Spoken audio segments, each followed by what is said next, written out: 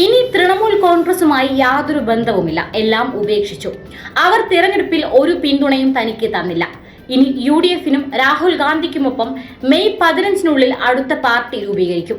Trinamool കോൺഗ്രസിനോട് good bye പറഞ്ഞു Anwar. Kozhikode ബേപ്പൂരിൽ UDF സ്വതന്ത്രനായി മത്സരിച്ച PV അൻവർ തൃണമൂൽ കോൺഗ്രസ് വിട്ടു.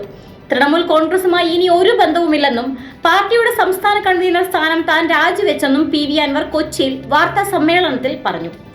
തൃണമൂൽ കോൺഗ്രസ് ദേശീയ നേതാവുമായുള്ള എല്ലാ ബന്ധവും ഉപേക്ഷിച്ചതായും മെയ് 15-നുള്ളിൽ പുതിയ സംസ്ഥാന പാർട്ടിക്ക് രൂപം നൽകുമെന്നും അൻവർ പറഞ്ഞു. നിയമസഭാ തെരഞ്ഞെടുപ്പിൽ തൃണമൂൽ കോൺഗ്രസിന്റെ ദേശീയ നേതൃത്വത്തിൽ നിന്ന് തനിക്ക് യാതൊരു പിന്തുണയും ലഭിച്ചില്ലെന്നും കോൺഗ്രസുമായുള്ള സഹകരണം TMC അംഗീകരിക്കുന്നില്ലെന്നും അൻവർ പറഞ്ഞു.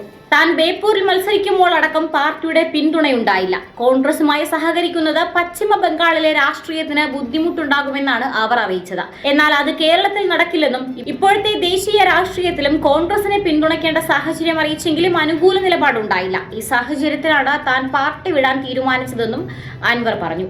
ഇനി അങ്ങോട്ട് UDFിനൊപ്പം നിൽക്കുമെന്നും രാഹുൽ ഗാന്ധിക്കൊപ്പം ചേർന്ന് പ്രവർത്തിക്കുമെന്നും ബേപ്പൂരിൽ TMC ചിഹ്നം നൽകാത്തത് UDFുമായി സഹകരിച്ചതിനാലാണെന്നും അൻവർ പറഞ്ഞു.